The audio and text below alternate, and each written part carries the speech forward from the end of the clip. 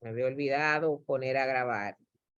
Bueno, pues entonces la Constitución y las leyes dominicanas establecen el pago de los impuestos o tributos como un deber de cada ciudadano o ciudadana para, de esta forma, ayudar al Estado con los gastos públicos.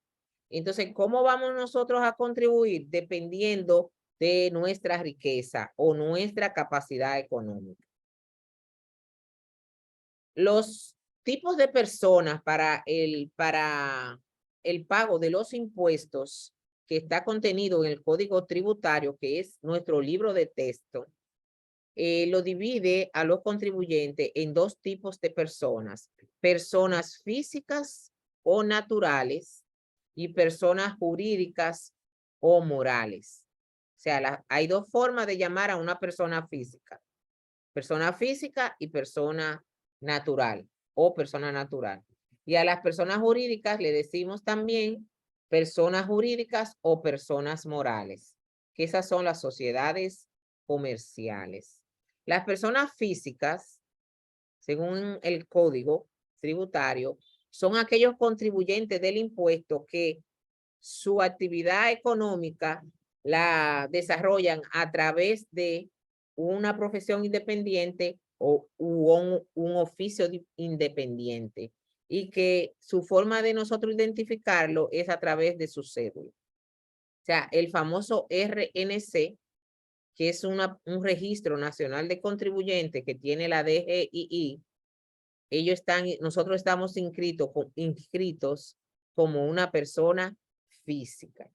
Ahora, una persona moral o jurídica es aquella que está inscrita en la plataforma de la DGII, que su RNC es un código que la misma DGII le asigna cuando cumple con todos los requisitos. O sea que nosotros vamos a contribuir al Estado de una de estas dos maneras, o como una persona física o como una persona jurídica. Ahora, para nosotros ser uno u otro, debemos de ver los requisitos, ¿verdad? Para usted ser una persona jurídica, tiene que haber organizado el capital de la empresa en una de estas formas que tiene la ley 479-08, o como una sociedad en nombre colectivo, o como una sociedad con mandita simple, con mandita por acciones, como una SRL, que es una sociedad de responsabilidad limitada, o como una SA, que es una sociedad anónima, o como una SAS, sociedad anónima simplificada, o como una sociedad accidental o en participación. Entonces, para constituirse como una de estas sociedades, hay que cumplir con los requisitos que establece la ley 479-08, que ha sido modificada más de 3 veces. ¿Qué es el impuesto? El impuesto es una clase de tributo. Hay 3 clases de tributo, que son tasas, contribuciones especiales e impuestos. Para ayudarle a poder llenar un control de lectura que ustedes tienen, que dice cuál es la clasificación tripartita de los tributos, es la que le estoy diciendo: tasas, contribuciones especiales y los impuestos. Vamos a ir primero con la más relevante, el impuesto. El impuesto es una clase de tributo. Quiere decir que son obligaciones generalmente pecuniarias que hay que pagarla en efectivo a favor del acreedor tributario. El acreedor es a quien le debemos, ¿verdad?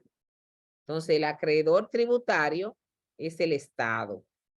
Y el impuesto está regido por derecho público, se quiere decir por una ley. Se caracteriza porque no requiere una devolución o contraprestación directa o determinada por parte del acreedor tributario. Quiere decir que si Lice tiene un negocio de vender bebidas alcohólicas, un liquor store. Ella va a pagar un impuesto sobre la ganancia. Ella se ganó en el año, se ganó 100,000 pesos. Entonces, de esos 100,000 pesos que ella tiene, que se ganó de utilidad neta, ella tiene que pagar el 27% al Estado. Eso es un impuesto. Entonces, cuando ella paga 27,000 pesos de impuesto, el Estado no le da a ella nada de forma individual, sino que ella va a recibirlo de forma común, como son las calles asfaltadas, las escuelas públicas, los hospitales gratis, los polideportivos donde practican sus hijos, o sea, los parques, las plazas públicas, todo eso se cubre con el pago de los impuestos de los contribuyentes, tanto personas físicas como personas jurídicas. Ese es en cuanto al impuesto. ¿Por qué surgen los impuestos? Bueno, el Estado, el gobierno, el Estado, tiene que tener recursos para poder cumplir con los compromisos sociales. Entonces, de la única manera que lo logra es poniéndole una cuota, vamos a decirle así, a todos los dominicanos para que lo ayuden según su capacidad. Entonces, los impuestos surgen como una potestad tributaria del Estado. O sea, cuando nosotros cogemos un presidente o un partido para que nos gobierne, nosotros le estamos dando poder a ellos para que ellos cobren impuestos, lo administren y lo devuelvan a la sociedad en bienes públicos. Entonces, ¿con qué finalidad surgen los impuestos? Para financiar los gastos del Estado. ¿Dónde se puede aplicar esos gastos del Estado?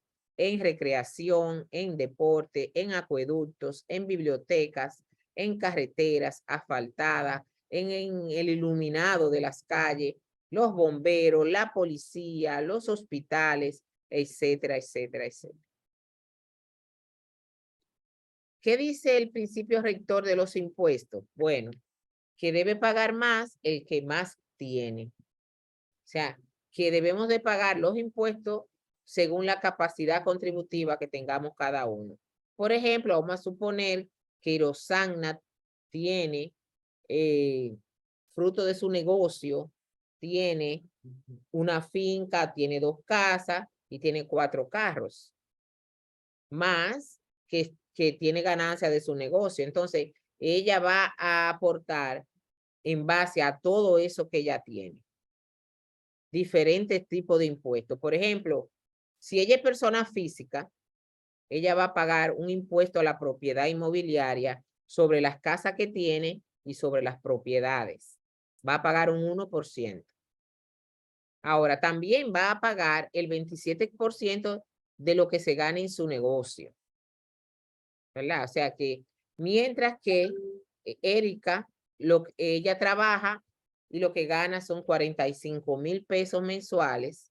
Entonces, Erika va a aportar. Profe, Dígame. una pregunta. Ajá. Yo pensaba que cuando uno pagaba ese impuesto, por ejemplo, por la casa que yo tengo, tenía que pasar de 6 millones de pesos. No. Sí. Claro que sí. 6 millones y pico, porque eso se actualiza a los índices de inflación. Van a coger todos tus bienes que tú tienes, lo van a sumar, las 2 casas, las fincas si no están sembradas, no tienen vocación agrícola, los solares que tú tengas, lo van a sumar todo y le van a restar la exención que le corresponde ese año y sobre esa parte vas a pagar el 1%. Es el IPI. Pero eso lo vamos a enseñar en tributación 2. Aquí yo lo que quiero que ustedes entiendan que el que más tiene, más debe de pagar. Aunque no siempre pasa eso en nuestro país. ¿Verdad? ¿Por qué? Porque hay impuestos que son indirectos, que gravan el consumo. Ahora, el principio rector aplica para los impuestos directos que gravan la riqueza. ¿Cómo se clasifican los impuestos? Y ya estamos en los impuestos nada más.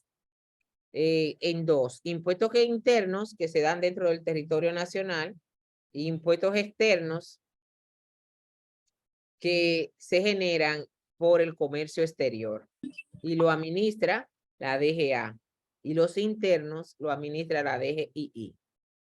La DGII administra, porque hay en el foro hay una preguntita con cuidado. Los impuestos internos administran todos los impuestos, tanto los directos como los indirectos. Entonces, recuerden, los impuestos directos gravan la riqueza o la capacidad contributiva que tiene el contribuyente, como es el impuesto a la ganancia, el IPI, que es un impuesto a los bienes que tienen las personas físicas, y el impuesto a los activos, que es lo que tienen las personas jurídicas. Y los impuestos indirectos gravan el consumo, como es el ITEBI, selectivo a consumo, y la TCS. Perla, ¿tiene un aporte?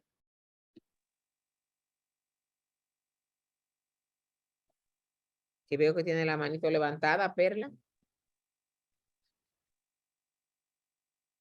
Bueno. Parece que fue por error. ¿Me escuchan? Ahora te escuchamos, sí, ahora sí, mi amor. Hay dos chicas que ya dicen que tuvieron que salir y que quiere que usted le permita entrar otra vez a la Claro, llamada. claro, déjeme ver. Yo no tengo a nadie ahora mismo fuera, pero vamos a estar pendientes. Déjeme ver. Ok, vamos a darle aquí para abajo, vamos a cerrar aquí. Vamos a ver. No hay nadie pendiente, pero vamos a estar en esto, vamos a chequearlo. Ok, vamos a compartir la pantalla. No sé si eso lo vimos en la clase pasada, pero como sé que había muchas personas que entraron quizás por primera vez hoy, quise darle un repasito para que puedan participar correctamente en el foro. ¿Ok? Ya tenemos aquí. Esto es lo que vimos en la revista del Sistema Tributario Dominicano. Dice, el Código Tributario rige las relaciones jurídicas originadas por los tributos.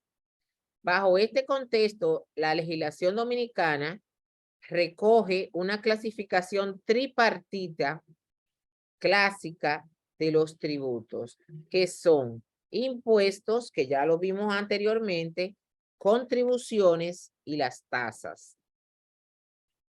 Las tasas, a su vez, se clasifican en arbitrios, que son imposiciones que ponen los ayuntamientos de la población o de la localidad, derechos y licencias.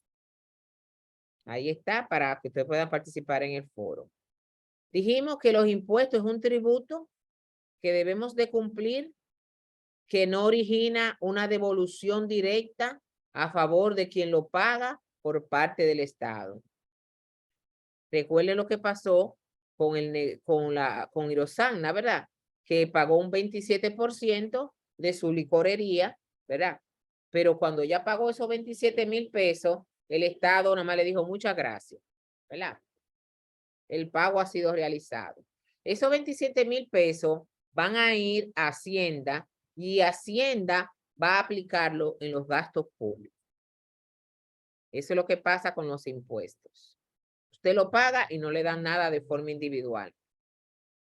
Mientras que la contribución tiene como hecho generador beneficios derivados de la realización de una obra pública o actividades estatales, como es, por ejemplo, la circunvalación norte. Tiene un peaje. Cuando uno pasa por ahí, uno paga 100 pesos o 200 pesos. Entonces, yo estoy haciendo una contribución para usar ese bien público que es esa carretera.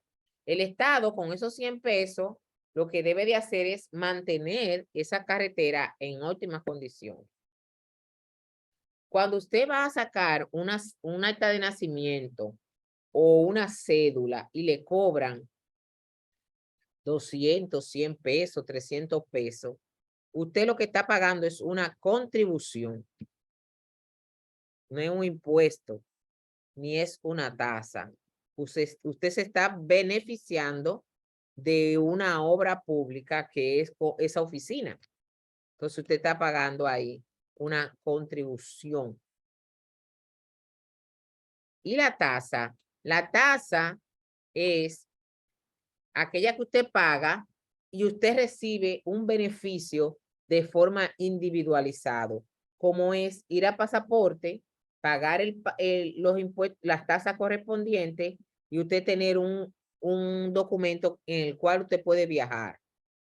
Entonces, usted tiene un arma de fuego y usted paga una tasa, entonces usted tiene una aprobación para usar esa arma o y si se paga otro impuesto, quizá pueda usarla para porte, porque no es lo mismo tenencia que porte, ¿verdad? Tenencia es tenerla en la casa para cualquier eventualidad. Si usted tiene porte, tiene las dos cosas, tiene tenencia y tiene porte. Eso es uno de los líos que hay ahí, ¿verdad? Que hay que entender.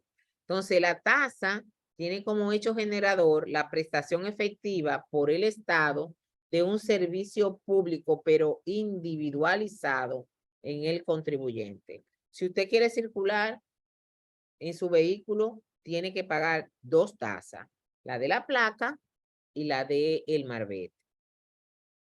Si no lo hace, usted va a ser penalizado. Si usted quiere manejar de forma legal, tiene que pagar una licencia de manejo. Si quiere pasaporte, como les dije, usted tiene que pagar una tasa. Entonces, las tasas, usted recibe algo de forma individualizada. Y si usted no quiere pagar eso, pues no tiene ese documento o no tiene ese permiso. Las tasas se dividen en arbitrios, que son tasas que se pagan para prestar un servicio o mantener un servicio público, como por ejemplo, la recogida de la basura, la distribución del agua, la canalización de las aguas negras, el poner un letrero, ¿verdad? Todo eso se llaman arbitrios. ¿Quién administra estos arbitrios? Los ayuntamientos. El pago de la luz entra en ese renglón, ¿verdad, maestra? El pago de la luz. Bueno, no. Porque tú puedes vivir sin luz. Ay, no, profe, en este tiempo no se Es puede vivir sin luz. Pero puede ser. En los campos no hay luz. En algunos campos todavía la luz no ha llegado. Y la gente vive. ¿Tú me entiendes? Entonces, quiere decir que yo decido si voy a recibir la luz individualizada. Puede ser, sí, que caiga ahí. Es verdad, puede ser. Porque yo puedo vivir sin ella. Ahora, la luz de la calle, si en el campo hay luz en la calle y yo no quiero entrada, entonces yo me estoy beneficiando de un impuesto que pagan quizá otra gente porque yo no tengo recursos. La luz de la calle sí es impuesto. Vamos a decir que el servicio público de la luz de mi casa es una tasa. Sí. Ahora bien, yo te voy a decir algo. La luz de Dominicana, hay un lío tan grande que yo no sé si es de gobierno o es de lo privado. Porque ahí hay muchísima gente metida. Y como estamos hablando de algo del Estado nada más, ahí hay confusión. ¿Verdad que sí? Porque hay sectores privados que están metidos en el negocio de la energía. Eso es lo que mucha gente no entiende y también saben decir el gobierno, pero no es el gobierno que está con esa tarifa tan alta. No es el gobierno solo, hay un grupo grandísimo. El gobierno tiene la administración quizá de 6 o 7 plantas que tienen que ver con las presas y con Punta Catalina ahora, pero después las otras no son del gobierno, son privadas. Derechos, ¿qué son los derechos? Que es un tipo de tasa. Son tasas que se pagan por la prestación de un servicio administrativo público o el uso o aprovechamiento de bienes públicos. Por ejemplo, le puse un ejemplo ahí, poner un carrito de hot dog en el área del monumento. El área del monumento es una área pública administrada por el ayuntamiento. Para yo poner un tarantín ahí, o un carrito de hot dog, o una caseta para vender helado, yo no puedo ir y ponerlo ahí porque yo quiero, porque eso no es mío. Entonces hay que pagar ese derecho en el ayuntamiento de Santiago. En Puerto Plata, que hay casetas en el malecón, no que cualquiera viene y pone 4 palos y empieza a vender. No, hay que pagar un derecho en el ayuntamiento. Ahora también hay que ver si ahí se permite en esa área. Aunque nosotros no regulamos, no somos celosos con los bienes públicos, en otros países eso no es juego. Lo que le cabe esa multa a la gente que usan las aceras. Aquí los talleres de mecánica, las tiendas, la misma dueño de casa, cogen un escalón y lo ponen a subir de la calzada. O sea, le quitan el paso a la gente por la calzada y tiran unos escalones para subir a su casa y aquí nadie dice nada. Y si se lo desbaratan, aquí el gobierno es malísimo. No sé por dónde vamos a empezar, ¿verdad? Es un lío, ¿verdad? Son padres de familia, pero usted no puede quitarme mi derecho a caminar, entrándome una escalera ahí. Yo no puedo dejar,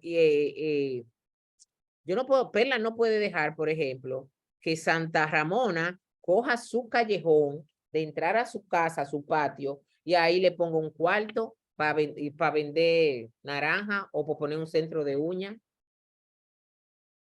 Porque entonces Perla le está violando el derecho a Santa.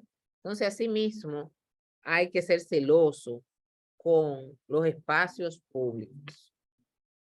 Pero vamos a ver. Licencias. ¿Qué son las licencias? Son tasas que gravan la obtención de autorizaciones específicas para realizar una actividad sujeta a control o fiscalización del Estado.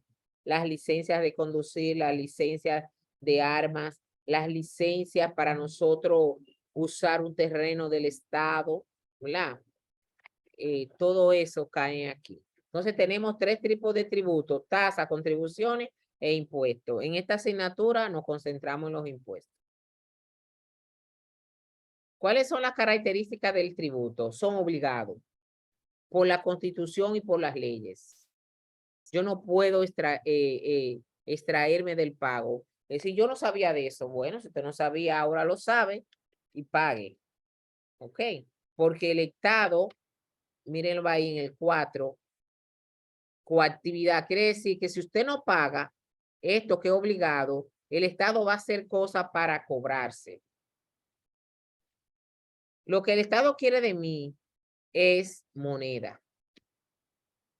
Que yo le pague pecuniariamente en dinero o moneda. Nace en virtud de una ley y es obligatorio porque lo dice el rey. Aquí no hay reyes, pero hay Estado, hay presidente.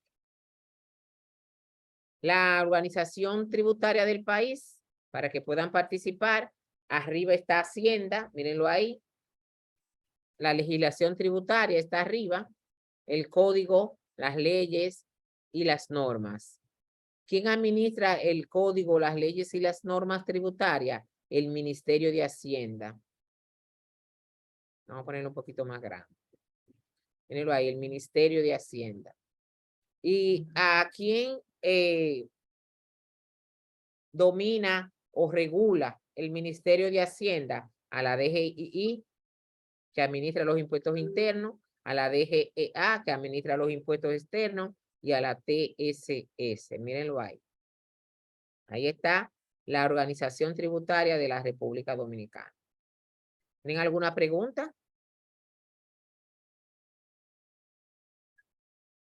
Bueno, pues seguimos. ¿De dónde nace esto? ¿De dónde nace el derecho tributario? De la Constitución, que lo máximo que tenemos en fuentes de derecho, los tratados internacionales. Los tratados internacionales son refrendados o firmados o ratificados por el Poder Ejecutivo y el Poder Legislativo. están de segundo. Leyes tributarias, como sería la ley 1192, leyes orgánicas especiales para algunos sectores, decretos y normas, la jurisprudencia, resoluciones de la administración tributaria y la doctrina. Todo eso son fuentes del derecho tributario. Cualquier cosa que usted haga en República Dominicana, dentro del territorio nacional, que genere ingreso, se llama renta. Entonces, la actividad que usted haga se llama hecho generador de la obligación tributaria. Cualquier cosa que usted haga que genere actividad económica se llama hecho generador de la obligación tributaria. No siempre lo que el hecho generador da a pagar impuestos, pero como quiera usted tiene que informarlo. Es un hecho jurídico tipificado previamente en la ley 1192 que indica tu capacidad contributiva y la actividad que tú estás haciendo, el hecho que tú estás haciendo, va a dar como nacimiento una obligación tributaria. Se llama hecho generador. Si usted no hace nada, así tiene los brazos tumbados y a usted le dan todo, le mandan la comida, todo, la ropa, usted no hace nada, entonces usted no tiene hecho generador, ¿verdad? Usted no tiene hecho generador. Ahora, desde el momento que usted empieza una actividad a trabajar o a sembrar o a comprar para vender, ¿verdad? Usted ya está generando una obligación tributaria que a veces no va a pagar. Miren, el hecho generador o actividad que usted realice va unido siempre al nacimiento de una obligación tributaria. La obligación tributaria es el vínculo jurídico que nace de un hecho, un acto o situación al cual la ley vincula con una obligación particular de pagar una prestación monetaria. Eso está en el código, ustedes lo van a leer también. Hay 4 elementos que tiene la obligación tributaria. La obligación tributaria es aquella que nace de un hecho, ¿verdad?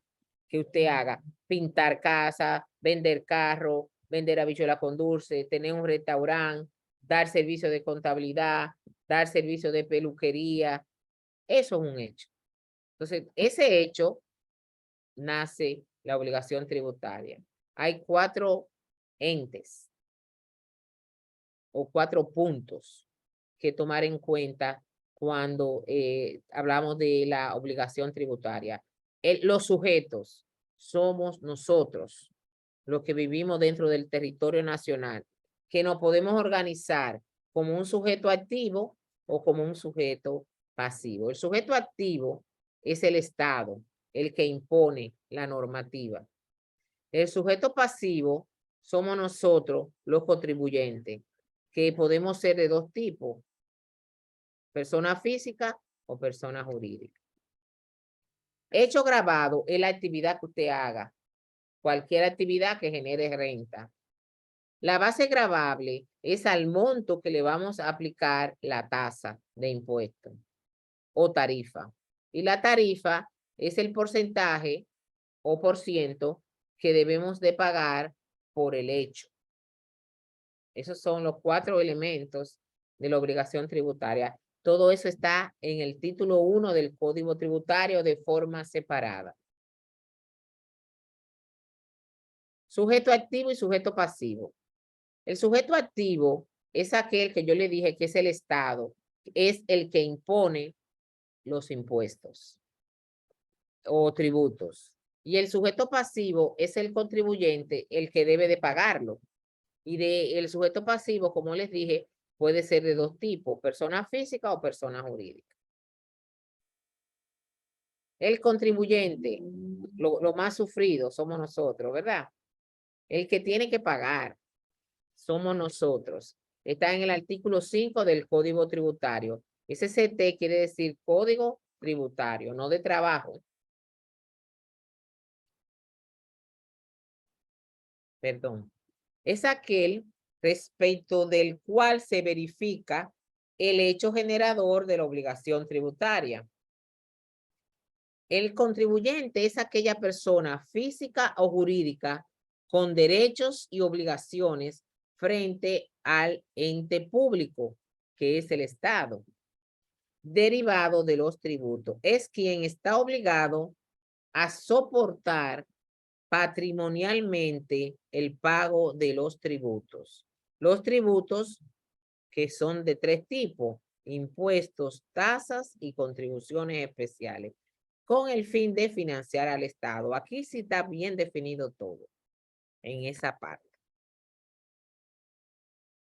Así que vean bien esta presentación para que puedan ir entendiendo el código a medida que lo van leyendo, ¿verdad?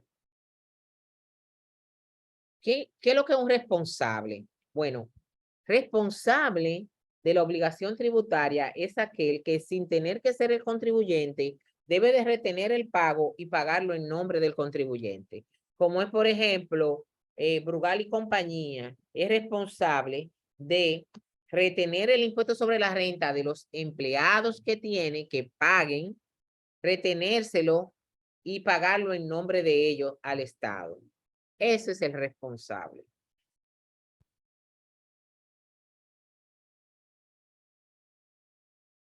Que el responsable tributario, voy a leer esta parte, quien sin tener nombramiento formal disponga de poder de dirección o gestión o influencia decisiva en el deudor tributario. El deudor tributario de Brugal son los empleados que ganan más de 34,200. Ese es el deudor. Pero Brugal tiene influencia en el pago porque él es que lo hace. Entonces, por lo tanto, la administración tributaria nombra a la empresa como responsable recaudadora de los tributos.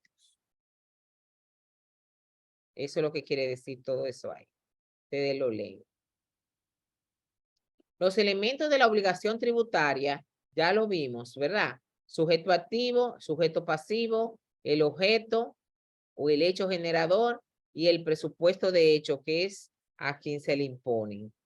Hay una vinculación entre el deudor tributario y el acreedor tributario. Ese vínculo se llama hecho. La vinculación del sujeto pasivo al activo se produce siempre a través de un hecho generador de la obligación tributaria. ¿Qué es la renta para fines fiscales? La renta es toda utilidad, beneficio que rinde algo o lo que de ellos se cobra. O sea, aquella actividad que genere utilidad o beneficio para fines tributarios se llama renta.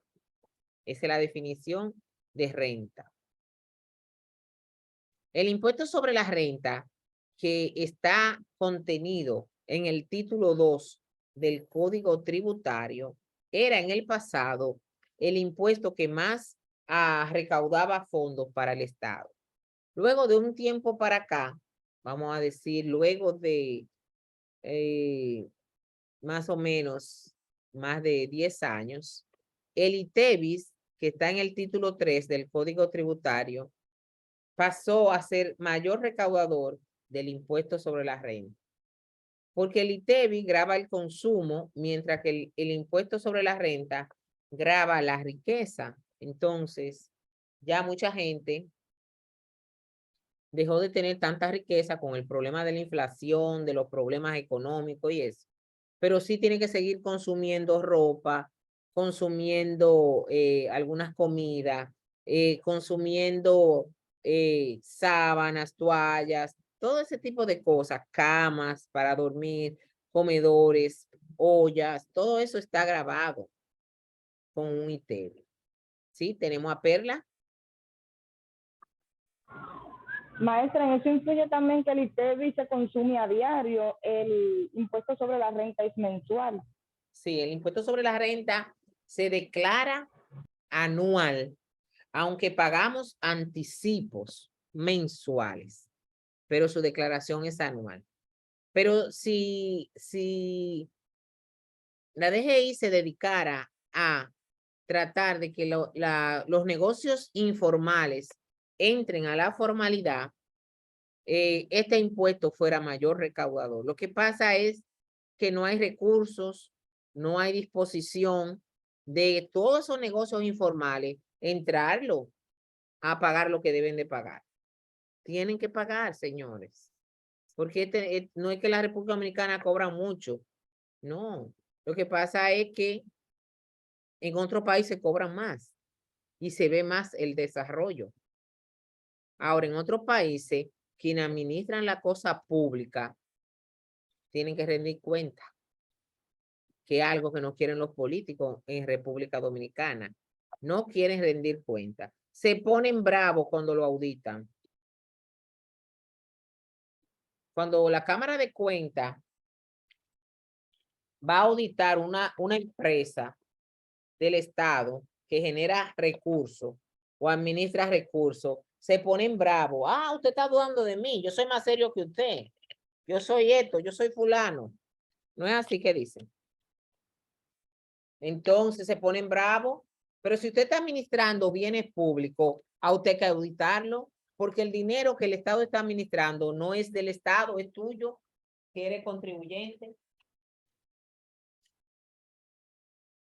Pero nosotros no vamos a entender eso. Quizá los hijos de nosotros, cuando le cambiemos el chip desde que nazcan, quizá vamos a pensar como la gente de Finlandia o de Suecia o de Alemania. Pero no hemos llegado ahí, ¿no? Todavía. El impuesto sobre las rentas, señores, que es el verdadero impuesto que el Estado debe de velar por captar, porque grava la riqueza individual del contribuyente, no grava el consumo. Yo quiero beber café todos los días, 2 y 3 veces al día, porque lo adoro el café, y yo pago el 16% por beberme un sobrecito de café. Pero también ese 16% lo paga Marrancini, los Vicini, los quien más son los ricos de aquí, los Estrella de allá de Santiago. Pagan lo mismo que yo, 16. Los corripios, profe, los corripios. León ¿Verdad que sí? Entonces, ¿es justo? No es justo. Los impuestos indirectos son injustos y odiosos. Porque todo el mundo paga lo mismo sin importar lo que gane cada quien. Entonces, no me hablen de principio rector. Pero nada, estamos en eso.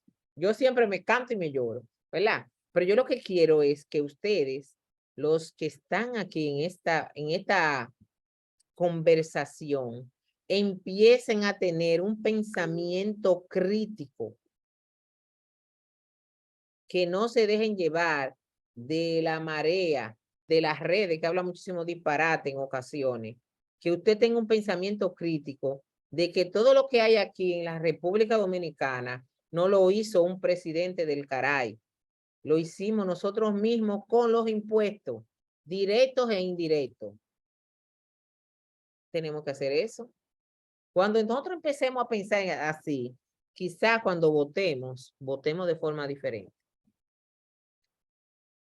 Bueno, el impuesto sobre la renta lo vamos a pagar y a declarar según usted es persona física o es persona jurídica.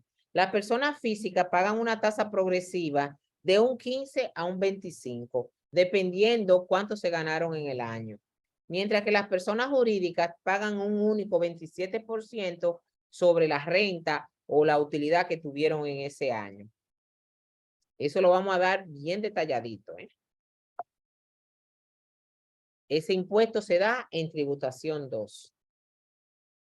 El RNC es un número que usted tiene asignado en la plataforma de la Dirección General de Impuestos Internos cuando usted se inscribe en ella para operar un negocio. Usted puede obtener ese RNC como persona física o como persona jurídica. Depende cómo usted se va a organizar.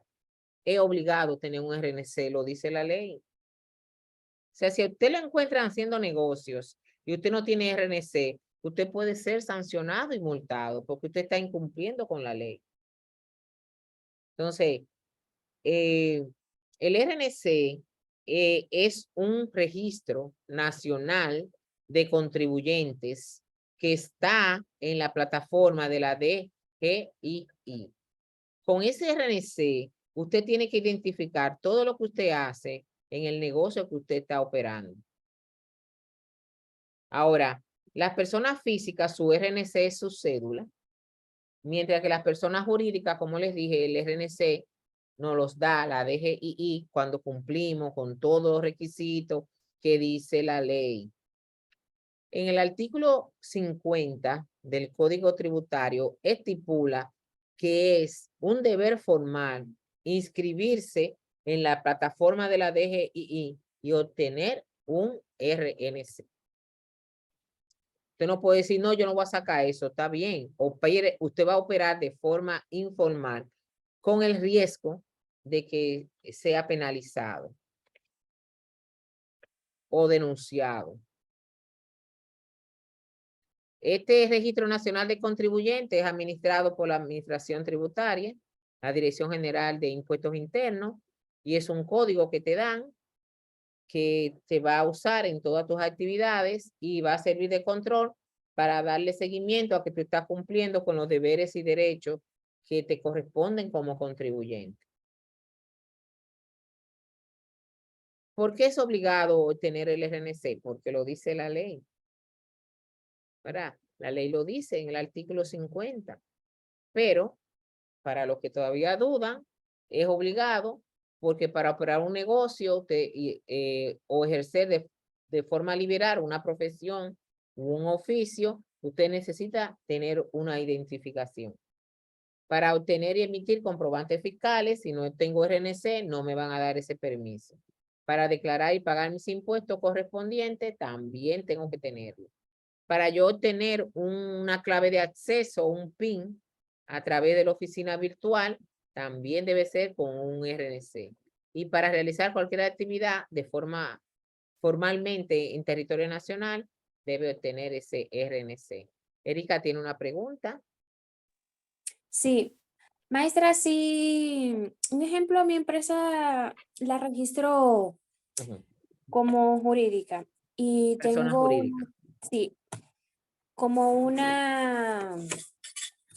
¿cómo le explico? Una página web, ¿cómo yo agregaría el RNC a las facturas? Tienes que buscar una persona que hay un modelo que ellos te suministran de cómo hacer la factura, cómo debe estar diseñada la factura. Hay un modelo donde va cada cosa, al lado izquierdo, al lado derecho y todo lo demás. Entonces tienes que buscarte una persona, un programador, un ingeniero de sistema que te ayude a diseñar esa factura. Ellos te pueden dar un modelo vacío y él te va a ir poniendo los datos. Eso ya no es uno que lo hace. Pero, o sea, él me agrega en la No. área de factura el Él, RNC. sí, en las facturas tuyas te la pone en el sistema, que cada vez que tú emitas una factura, salga con ese diseño y con la secuencia de comprobante fiscal que corresponde. Vale. Por ejemplo, viene una persona a comprarte, usted le va a preguntar con comprobante fiscal válido o consumidor final.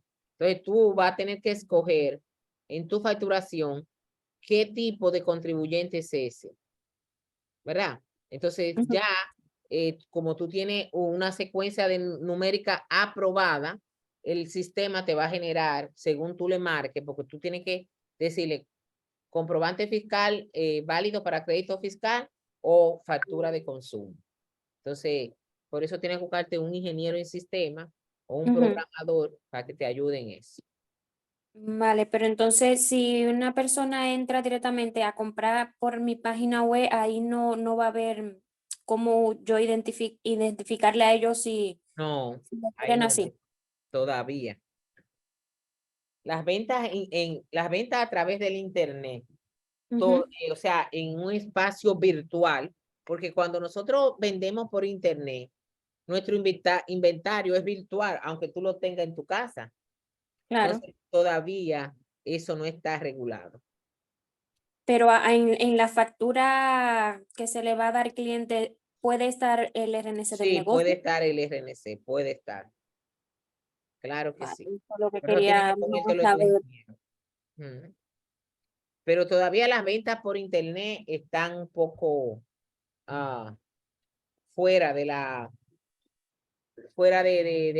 control para la administración tributaria. Todavía. Vale, Ujú. Bueno, jóvenes, esa es la presentación que yo les quería enseñar. Ahora que está ahí en la plataforma. Ahora yo quiero enseñarle otro material rapidito para que ya ustedes puedan hacer todas las tareas que están ahí. Recuerden que para usted hacer esta tarea, por ejemplo, le voy a dar un clic a la tarea 1.1. Estamos abriendo esa tarea 1.1. Es una serie de preguntas que yo le hago para motivarlo a ustedes a que vean todo el material de estudio y para que aprendan a consultar las diferentes informaciones y así usted puedan seguir avanzando en el conocimiento tributario. Así que, no quiere abrir la tarea. ¿Quién ha hecho algo de esa tarea de ustedes? yo maestra. Ajá. Entonces, ¿qué tú hiciste ahí? ¿Llenaste qué? Un Bueno, control. según las instrucciones que están en lo de la tarea, Ujú. había que prepararla en Word Ajá. con unas ciertas pautas que dice ahí entre colores de letra, el tamaño y esto. Y había que llenar cada pregunta que estaba ahí. Y ya al Mírala ahí. final había que poner la bibliografía de donde investigamos. Exactamente. Miren, ahí son 9 preguntas que usted van a contestar con el material que está disponible ahí. Define qué son los tributos y cómo se clasifican. ¿Cuál es la diferencia entre tasa, impuesto y contribución especial? Ya lo vimos. Resume en 4 líneas el origen y la evolución de los tributos. Usted va a decir que eso nació desde antes de Cristo. Te va a decir que eso nació para allá. ¿Por qué es importante los tributos? Porque nos ayudan a contribuir en el gasto público. También usted puede decir por ahí porque recibimos a través de esto escuela, hospital, etcétera, como usted quiera decir. ¿Cuáles son los elementos del impuesto, verdad? ¿Cuáles son las fuentes del derecho tributario? Recuérdense que ya lo mencionamos en la presentación mía. ¿A qué se llama objeto y sujeto? ¿Verdad? El objeto de la obligación tributaria y el sujeto de la obligación tributaria, ya lo vimos. Y dime qué es un sujeto activo y un sujeto pasivo. Ahí ya yo estoy conforme con que ustedes dominen esto. Luego le pregunto qué es el sistema tributario dominicano. Tienen una revista ahí. ¿Cuáles son los organismos que componen? Ustedes vieron un organigrama también. ¿Y cuáles son los impuestos que recauda la DGII y la DGEA? Eso vale 4 puntos. Veo que 2 han subido ese material. Así que tenemos 8 días y 17 horas para ustedes terminar con eso, porque no pueden seguir para la unidad 2 si ustedes no saben lo básico de aquí. Yerani, cuéntame. Pero tengo de duda. Lo terminé ahorita, le iba a subir, pero tengo un poco de duda con los elementos de la obligación De tributaria. la obligación tributaria. Yo le puse que está dentro de eso está el sujeto, el hecho, ajá, creo que falta esta tarifa, última mira, el sujeto, el hecho, la tarifa y la base imponible. Eso es lo que usted tiene que poner ahí. En esa pregunta. 4. No sé, ella se le va la voz, parece que el internet. Son 4 que usted va a poner ahí. En la pregunta número 6. Entonces, esa tarea ya yo quiero ver más números para la próxima semana de ustedes, porque ya el viernes, ya la semana que viene eso va a estar ya cerrado. Ajá. Así que Dios me lo ayude, pongan eso ahí. En el foro, vamos a ver cuánto han participado en el foro. Yo también tengo que ponerme las pilas corrigiendo, ¿verdad? Está lento el internet, porque hay momentos en que yo le doy y esto vuela, pero ahora le doy y se queda dando vueltas. El otra tarea es ver un video de muchísima gente voceando muchísimo. Unas cuantas jóvenes hablando toda la vez. Traten de no perder la paciencia. Vean ese video. Son 2 abogadas que están ahí hablando del sistema tributario dominicano para que usted entonces opine sobre ese video. No puedo esperar tanto. No voy a perder tanto tiempo. Está lento, lento, lento. Ahora, para usted completar estas preguntas, tanto de la del foro y esas 2 tareas, usted tiene aquí una herramienta importante que es el título 1 del Código Tributario. Ese título 1 del Código Tributario, yo quiero que aunque usted no entienda todo el lenguaje que está ahí, yo quiero que usted se motive a leer los siguientes artículos. Yo le voy a decir cuáles. Bueno, estamos esperando que salga esto. Déjenme ver. Somos 22 participantes y estamos ahora mismo 16. Hay 2 que tienen excusa, serían 18. Ok. Miren, el título 1 del Código Tributario, este título 1, se llama Normas Generales. ¿Qué quiere decir eso? Esto quiere decir que todo lo que está aquí se aplica para los 4 títulos restantes de este Código Tributario. Por eso se llama Normas Generales. Ok. En el artículo 1 de este código establece cómo está conformado el Código Tributario, que está conformado de 5 títulos. Título 1, normas generales. Título 2, impuestos sobre la renta. Título 3, ITEVIS. Título 4, impuesto selectivo al consumo. Y el título 5, el impuesto a los activos. El título 5 no está contenido en ese artículo 1, porque el título 5 fue agregado en el 2005. Y yo no sé por qué siempre a los que actualizan los códigos tributarios, ese título no lo han puesto. Miren ahí que dice título 1, título 2, título 3 y título 4.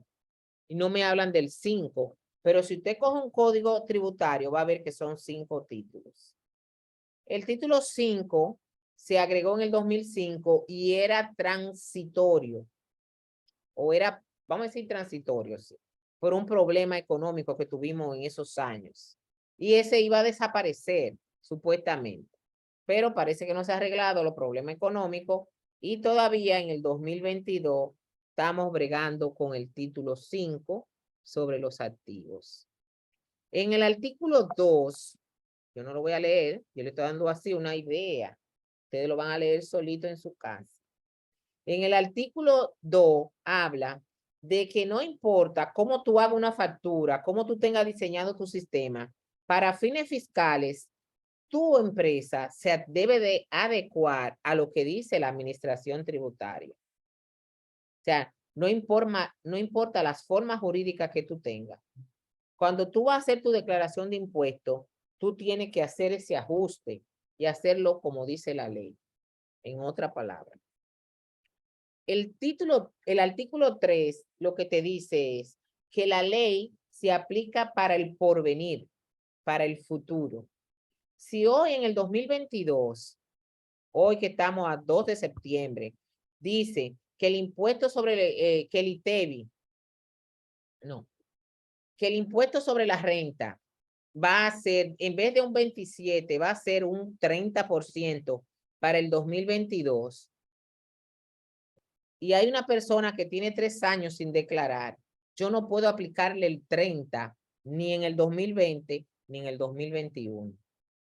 Porque para el pasado, esta normativa que se dio hoy no aplica, sino para el futuro y para el mismo 2022 que no ha terminado. Eso es lo que dice el artículo 3 del código. Ustedes lo leen. Se llama vigencia de la ley tributaria en el tiempo. Entonces ya en el título 4 empezamos a hablar de lo que a nosotros nos interesa. Los primeros 4 artículos son como generales. En el artículo 4 me dice qué es un sujeto pasivo, que se lo preguntamos en un cuestionario. Sujeto pasivo de la obligación tributaria es quien en virtud de la ley debe cumplirla en calidad de contribuyente. Entonces, en el párrafo 1 y 2 me habla que hay un sujeto pasivo que es persona natural y un sujeto pasivo que es persona jurídica. O sea, lo que hemos hablado, persona física o natural, persona jurídica o normal, o moral, perdón. Eso lo dice ahí. En el párrafo 2 me dice que la capacidad contributiva de las personas naturales o físicas es independiente de su capacidad civil y de las limitaciones de él. Entonces, después me define en el 5 lo que es el contribuyente, ya lo vimos. En el 6 me define lo que es el responsable de la obligación tributaria, que ya también lo vimos en la presentación. Los deberes del contribuyente y los responsables es cumplir con lo que establece la ley, el cumplimiento de las obligaciones tributarias y de los deberes formales que se establecen en este código.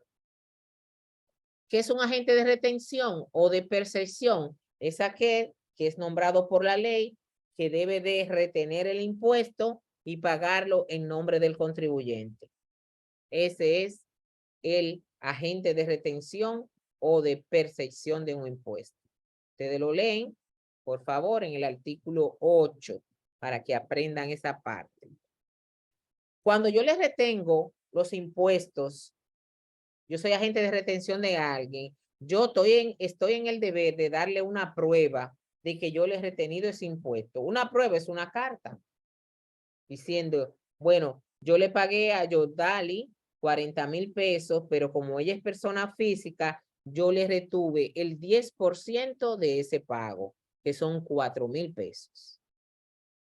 Yo le doy una carta a Yordali y pago esos 4,000 pesos ante la administración tributaria porque yo soy agente de retención y responsable. Entonces, Yordali, cuando vaya a declarar sus impuestos, esos 4,000 lo va a restar de su pago. Porque no es que ella lo está regalando.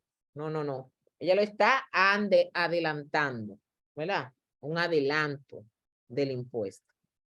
Dice, los agentes de retención deberán entregar a los contribuyentes en cuya cuenta paguen el impuesto una prueba de la retención efectuada. ¿Verdad? Ay, santo. Dice que son obligados al cumplimiento de la obligación tributaria todos los contribuyentes. Ya no averigüen más. Por eso dije, ay, santo. Estamos obligados por la ley. ¿Verdad? ¿Qué quiere decir responsable solidario? Que si tú no lo pagas, si tú no le retienes ese impuesto a Yordali, cuando le pagaste los 40,000 pesos, tú eres responsable solidario de ese pago, lo va a pagar tú. Si nosotros no le retuvimos, Tommy gana 100,000 pesos en la Cervecería Nacional. Entonces, la Cervecería Nacional debe de retenerle el impuesto sobre la renta a Tommy de esa renta y debe pagarlo en nombre de Tommy. Pero si la cervecería no lo hace, ella es responsable solidaria. Lo va a tener que pagar la cervecería. Eso es lo que dice el artículo 11. Responsable solidario.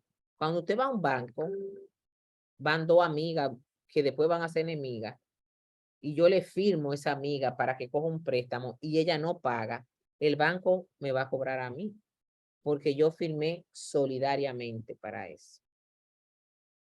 Ya saben, es mejor no firmar porque préstamo, porque eso generalmente separa a los amigos. Miren, el artículo 11 es bien largo, léanlo, ¿verdad? Para que tengan una idea. El domicilio. Señor, el domicilio puede ser físico o puede ser virtual, como la joven que me preguntó. El domicilio puede ser físico, puede ser virtual o puede ser de hecho. O sea que se da una situación en Moca, que en Moca se da muchas situaciones de venta de carros, por ejemplo. Entonces, yo no trabajo en Moca, yo me gano una comisión. Cuando me van a pagar mi comisión, quien me está pagando a mí, si yo soy persona física, me debe de retener, en Moca me deben de retener ese impuesto sobre lo que me dieron de comisión a mí y pagarlo en mi nombre. Entonces, el domicilio es su lugar de residencia habitual del negocio. Erika, ¿tiene una pregunta? Sí, maestra, ahora que usted acaba de mencionar esa parte, si yo fuera a registrar el negocio, el domicilio que puedo registrar es el de la página web No, donde tú vives. donde vivo. Que si la DGI tiene que mandarte una notificación, un mensaje, puedan encontrarte físicamente donde tú vives. No hay Vale. direcciones virtuales. Con lo del lugar de residencia habitual, Donde tú duermes. no, pero yo digo es para el negocio. A donde tú tienes tu local. Si no tienes local, es donde tú vives. Vale. Tu lugar de residencia habitual, el lugar donde se desarrolle en forma principal tus actividades. Hay que ver dónde tú desarrollas tus actividades. El lugar donde se encuentre la sede principal del negocio o el lugar donde ocurra el hecho generador de la obligación tributaria. Las personas jurídicas podrán considerarse domiciliadas en República Dominicana. Además, cuando estén constituidas conforme a las leyes dominicanas, cuando tienen en el país la sede principal de ese negocio o tienen una dirección efectiva. El domicilio podrá ser estipulado por la ley que crea la sociedad comercial o la que figure en los documentos de los estatutos. Documentos constitutivos son los estatutos de una empresa. Algo importante son residentes de nuestro país aquellos para efectos tributarios, no para efectos civiles. Aquellas personas que permanezcan más de 182 días dentro del territorio nacional haciendo negocios de forma continua o discontinua, o sea, van y vienen, pero han durado más de 182 días dentro del territorio nacional. Ustedes saben que el año tiene 365 días, normal, el corriente, ¿verdad? Entonces, la mitad de eso son 182, más o menos. Entonces, si usted tiene más de 6 meses acumulado en el país, más o menos 182 días, ya la ley, para efecto jurídico, usted reside en República Dominicana. Ese es el domicilio. Las personas que viven en el extranjero, y miren aquí, domicilio de elección para la joven que preguntó. Dice, los contribuyentes y responsables podrán fijar un domicilio de elección con la aprobación expresa de la Administración Tributaria. El domicilio así constituido es válido para efectos tributarios. En todas las actuaciones ante la Administración Tributaria hay que poner un domicilio, el cual se va a considerar legalmente existente mientras la Administración Tributaria no apruebe expresamente un cambio en él. Eso en cuanto al domicilio. Ahora, una cosa importante. Yo quiero que ustedes, déjenme ver la hora, estamos a tiempo, podemos. Además de que yo le voy a dar un resumen, yo quiero que ustedes lean puntualmente del artículo, lo estoy poniendo en el grupo, leer varias veces del artículo 15 al, porque esto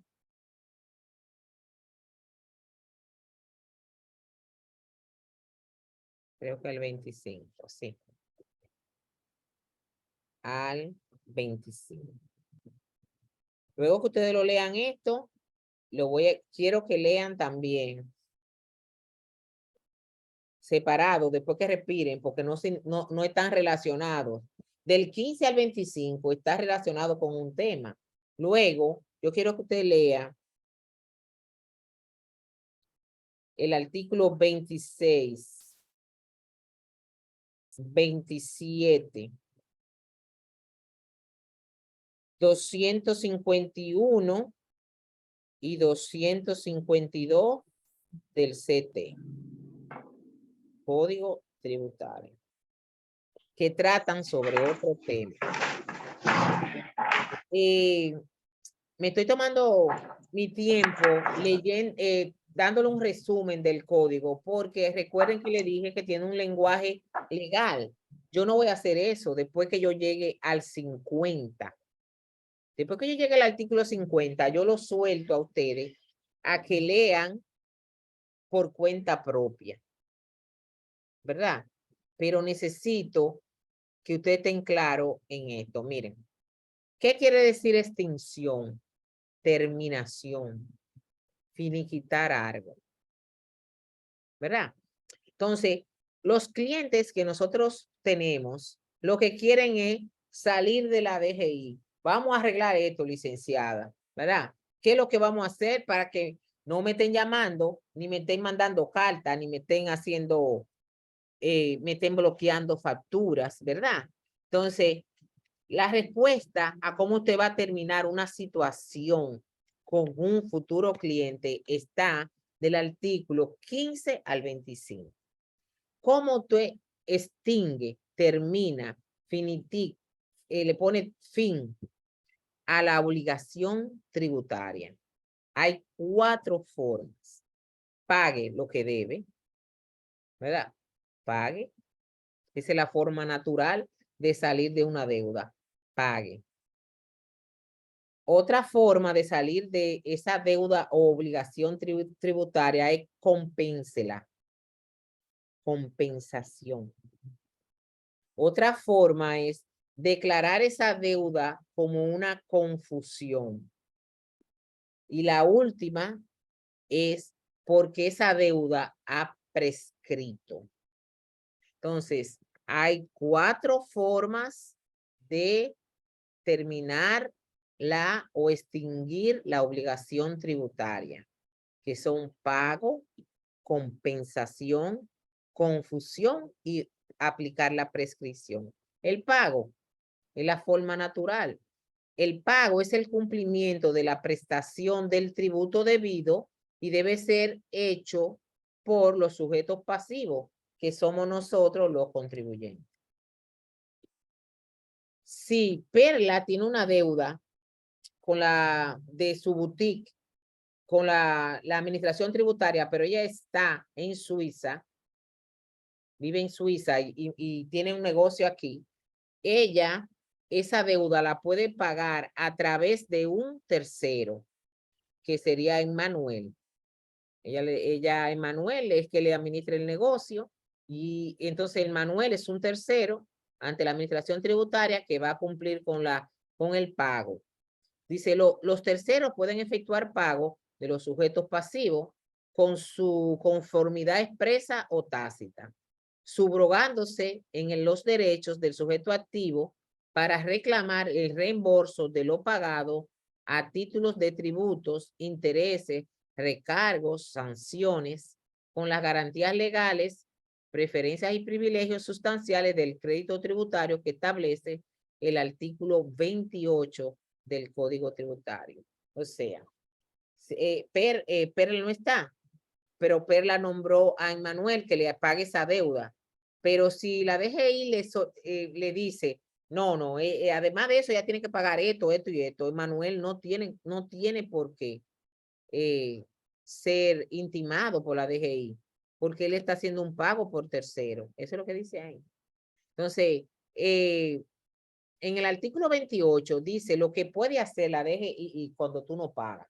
Eso después lo vamos a ver más adelante, lo que te puede pasar. La administración tributaria puede conceder discrecionalmente prórrogas.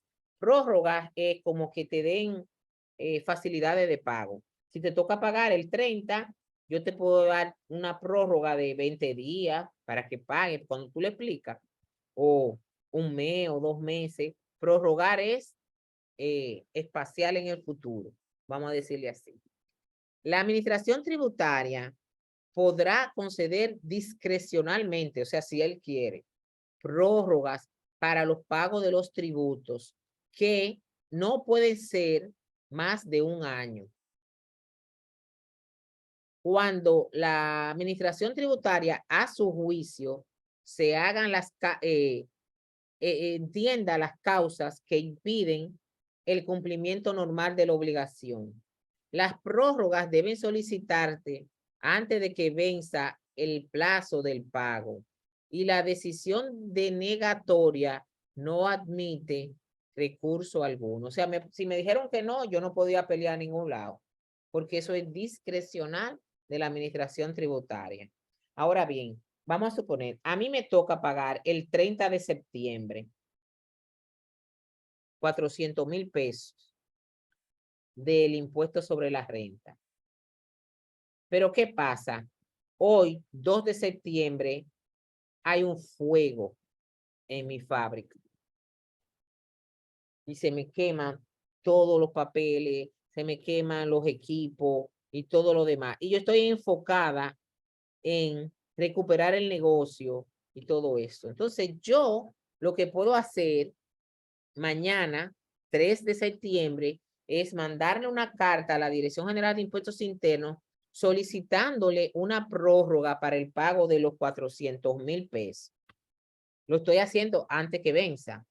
Pero a esa carta yo le voy a anexar el reporte de los bomberos, fotos del fuego y explicando mi situación. Si puedo, si quiero, puedo decirle que yo podría pagar esa deuda tributaria en 3 pagos a partir de diciembre. Ahora la DGI me puede decir sí o no. Me dice, bueno, le vamos a prorrogar, pero no a diciembre. Ya en octubre, usted tiene que pagar por lo menos el 15% de esa deuda. El 20% lo va a pagar en diciembre. Y así me puede hacer un plan de pago. Feliz de la vida. Entonces, pero eso es discrecional. Ellas me dicen que sí o me dicen que no. Pero yo le mandé una carta como motivada para que ellos me den esa prórroga. Si yo les he retenido impuestos a los empleados y a otras personas que le pagué sobre los tributos retenidos que no son míos, que yo se lo quité a otra persona y lo tengo en mi cuenta de banco, yo no puedo pedir prórroga. Las prórrogas que se concedan van a calcularle intereses indemnizatorios o compensatorios y mora, como le establece el artículo 27 del Código Tributario. Yo te voy a dar prórroga de los 400,000, pero también te voy a cargar mora e interés indemnizatorio. Eso es lo que dice la ley. Eso es el pago. Paga. Ahora viene la otra forma, compensación. ¿Qué es la compensación? Bueno, Emmanuel pagó en el año 2021, pagó 200,000 pesos de anticipos. Cuando él hizo la declaración del impuesto sobre la renta, le dio a pagar 150,000. O sea que le quedó un saldo a favor de 50. Él pagó 200, pero lo que debió de pagar en la declaración era 150. A él le quedó lo que le llamamos un saldo a favor de 50,000. En el 2022, él le toca pagar 53,000. Entonces, él pide compensación. Que el monto que él tiene que pagar de 53 se le abone los 50,000 que él tiene a favor y solamente va a pagar en efectivo 3,000. Entonces, eso se llama compensar.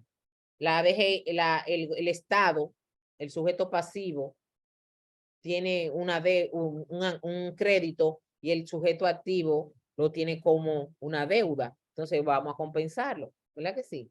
Dice, cuando los sujetos activos, debe ser cuando el sujeto activo, que es el Estado, y el sujeto pasivo, que es el contribuyente, de la obligación tributaria, son deudores recíprocos. Emmanuel debe 53, pero el Estado me debe 50. Somos deudores los dos. Se podrá operar entre ellos una compensación parcial o total que extinga ambas deudas hasta el límite de la menor. Entonces, la compensación de Emmanuel y la Dirección General de Impuestos Internos es parcial, porque él debe 53 y le vamos a abonar 50 que él tiene a favor. Entonces, pero si fuera lo contrario, que Emmanuel debe 43 de impuestos y el Estado le debe 50, de los 50 se cobran los 43 y todavía le quedan 7 para compensar más adelante. ¿Entendieron? El artículo 19, ya ustedes lo van a leer, que tiene relación con la compensación.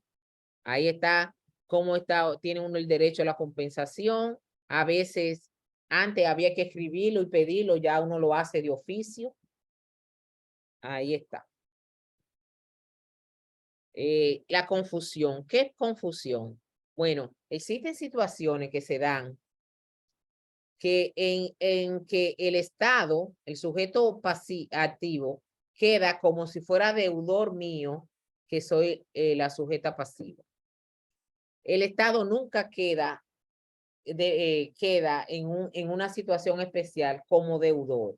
Por ejemplo, dice, la obligación tributaria se extingue por confusión cuando el sujeto activo, que es el Estado, como consecuencia de una transmisión de bienes o derechos, objetos del tributo, queda colocado como si fuera el deudor, produciéndose iguales efectos que el pago, o sea, queda extinguida la obligación tributaria. Por ejemplo, cuando muere una persona que tiene una finca grandísima y ha pagado los impuestos. Cuando se está haciendo el traspaso, como él ha pagado impuesto previamente, puede que el que va a heredar quedara como si el Estado le debiera por el hecho de transmitir esos bienes, de traspasar esos bienes. Entonces ahí ni te debo ni me debe. Se ejecuta lo que se llama confusión, porque el Estado nunca es deudor del tributo. Él tiene quizá un saldo a favor tuyo, pero nunca queda como deudor. Esa es la confusión. Esa es la tercera forma de distinguir la obligación tributaria. La prescripción es la más interesante y la que más nosotros como contadores debemos de dominar, porque la confusión puede que usted como profesional nunca la vea, porque es una situación muy especial. El pago se da natural y la compensación también, pero la prescripción es una herramienta que usted puede ayudar a su cliente. Prescriben a los 3 años. 3 años. 3 años son 36 meses. Prescriben a los 3 años o 36 meses estas acciones que la DGI pretenda hacer. Las acciones del fisco para exigir declaraciones juradas, impugnar las que yo ya he hecho, impugnar es rechazar, o requerir el pago de impuestos y practicar estimaciones de oficio. Si a un cliente mío le mandan una carta diciéndole que debe pasar por la administración tributaria porque tiene inconsistencia en el año 2015, 2016. Y él se pone pero ¿cómo va a ser? Estamos en el 2022.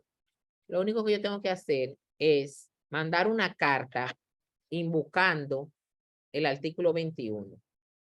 En virtud del artículo 21 que habla de la prescripción, la administración tributaria no puede exigirle a mi cliente documentos ni impugnarle nada de los años 2015, 2016 solicitado en tal oficio, ya que para fines de revisión esos años están prescritos y no tengo que hacer más nada. Por eso el conocimiento de este artículo es muy interesante. De 3 años para atrás, la Dirección General de Impuestos Internos no me puede a mí hacer nada. No me puede obligar a llevar documentos, a sacar cálculos, a arreglar cosas, nada. Ahora, si usted no conoce de este artículo, va a pasar trabajo, ¿verdad? Las acciones de la administración tributaria contra mí por haber violado este código y las acciones contra el fisco en repetición del impuesto no pueden. El punto de partida de las prescripciones indicadas en este artículo será la fecha de vencimiento del plazo establecido para presentar la declaración jurada y el pago de impuestos. Imagínense. El impuesto sobre la renta se declara anualmente. Imagínense que yo cierro el 31 de diciembre. Yo tengo hasta el 30 de abril para declarar y pagar. 120 días después. Ok. Entonces, esos 3 años se van a empezar a contar a partir del 30 de abril de 2022 para atrás. Lo dice ahí. Se empieza a computar a partir de la fecha que hay que presentar y declarar el impuesto.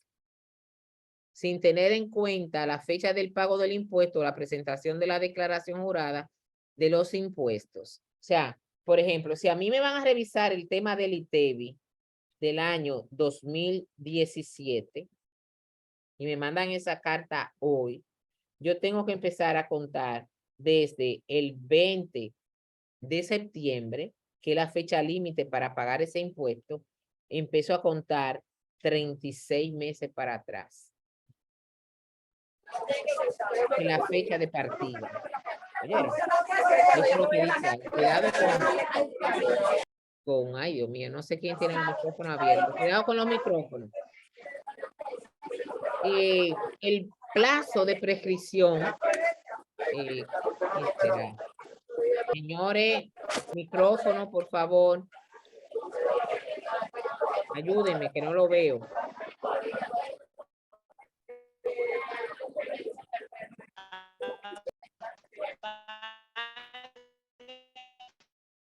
Vamos a esperar que cierren los micrófonos. Quien tiene el micrófono abierto. Gracias, gracias, gracias. Aquí vamos. El plazo de la prescripción se contará a partir del día siguiente al vencimiento del plazo establecido para la ley para el pago de la obligación tributaria. Te ve que yo dije que si me mandan una carta de que tengo problemas con el ITEVI en tal año, me la mandan hoy, yo tengo que empezar a contar a partir del 20 de septiembre, que es la fecha límite de pago del ITEVI. Perdón, al 21, porque dice al día después. Entonces, después del 20, el 21 de septiembre. Pero óigame bien, esos 3 años se pueden interrumpir. La DGI lo interrumpe y dice, si la DGI le manda, antes de que lleguen los 3 años, le manda una carta diciendo que está revisando el ITEVI, ya el plazo de la prescripción se interrumpe, se para ahí. Me pueden revisar. Por el reconocimiento expreso o tácito de la obligación de hecho por parte del sujeto pasivo. Si el sujeto pasivo reconoce que tiene que pagar esa obligación, entonces ya se interrumpe el plazo. Por la realización de cualquier acto administrativo o judicial que me mande la Dirección General de Impuestos Internos tendiente a cobrarme la deuda. Ya eso interrumpe el plazo. Cuando se interrumpe la prescripción, no se considerará el tiempo corrido con anterioridad y comenzará de nuevo el plazo de los 3 años. La interrupción de la prescripción respecto de uno de los deudores solidarios es oponible para los otros. O sea, recuérdense que si la empresa no paga un impuesto que me debió de retener a mí, entonces ella es solidaria para el pago. Entonces ahí me está explicando. La suspensión. El curso de la prescripción se suspende por lo siguiente. Ahorita estamos hablando de la interrupción. Ahora hablamos de la suspensión. Por la interposición de un recurso del contribuyente ante la sede administrativa o jurisdiccional correspondiente, por no haber cumplido el contribuyente o responsable con la obligación de presentar la declaración tributaria correspondiente, o por la notificación al contribuyente del inicio de una fiscalización o una verificación administrativa. Por eso se suspende el curso de la prescripción. Invocar. Invocar es pedir. Cuando usted pide algo, está invocando. Entonces dice, la prescripción deberá ser alegada por quien la invoca. O sea, que la Dirección General de Impuestos Internos me pide documento 2015-2016. Si yo se lo mando, ¿está bien? Ahora, si yo le digo, no, ese tiempo está prescrito, entonces ya ella no me pide más nada. Por eso es que dice, gracias, mi amor. Sí, está bien. Me supuse. Gracias, mi amor. La prescripción deberá ser alegada por quien la invoca, ya sea ante la administración tributaria o los organismos jurisdiccionales. O sea que si usted no conoce del artículo 21 de la prescripción, usted va a hacer que su cliente sea perjudicado pagando impuestos cuando usted pudo haber alegado que eso estaba prescrito. Eso es lo que yo quería enseñarle hoy. Entonces, ya ustedes hemos visto así, a grosso modo, como si fuera un cuento, ya 25 artículos del Código Tributario, que no son pajite coco, son muchos, ¿verdad? Ahora, ¿cuál es su responsabilidad? Llenar todas las tareas que ustedes tienen del título de la unidad 1. Ya ustedes van a trabajar el foro, la tarea 1.1 y la tarea 1.2, porque el próximo viernes abrimos la unidad número 2 para seguir con la parte teórica. Y ya la unidad número 2, yo se la adelanté un poquito, porque la unidad número 2 habla de los modos de la extinción de la obligación tributaria. Y vamos a hablar también de los recursos ante la administración tributaria que usted como contribuyente puede elevar. Luego de esto, de la unidad 3, ya comenzamos con los comprobantes fiscales. Y luego de los comprobantes fiscales, damos el curso de la Dirección General de Impuestos Internos de comprobantes fiscales. Y después nos vamos en la unidad número 4 a hablar del ITEVI. Y ahí duramos unas cuantas semanas. Por lo menos 3 semanas hablando del tema. Después que terminemos la unidad número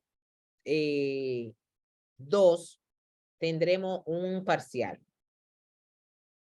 del título 1 y de la unidad 1 y de la unidad 2. Tendremos un breve parcial que lo vamos a poner en la plataforma dentro de 2 semanas o 3.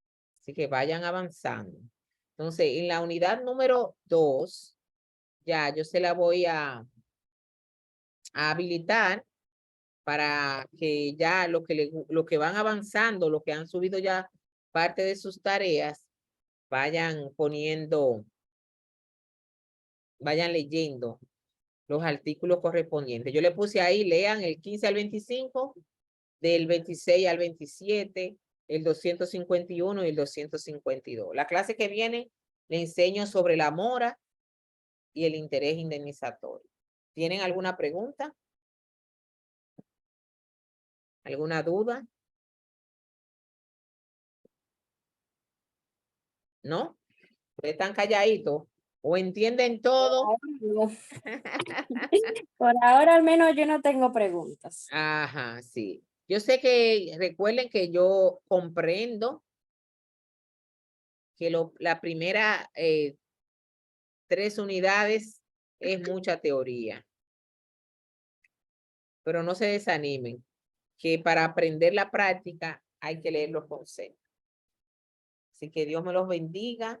Nos vemos el próximo viernes. El próximo viernes terminamos la unidad 2 y ponemos una pequeña evaluación en la plataforma dentro de 2 semanas. No la semana que viene, sino la siguiente de esas 2 unidades. Y empezamos con comprobantes fiscales. Vamos un poquito así rápido, porque acuérdense que yo le tengo 2 cursos. Y esos 2 cursos, cuando yo estoy dando esos cursos, yo no le pongo clases del programa de la universidad, porque no puedo atacarlo tanto, ¿verdad? Los dejo con sus cursos. Entonces yo necesito avanzar para que veamos todo lo que yo tengo en mente enseñarle en esta asignatura. Bueno,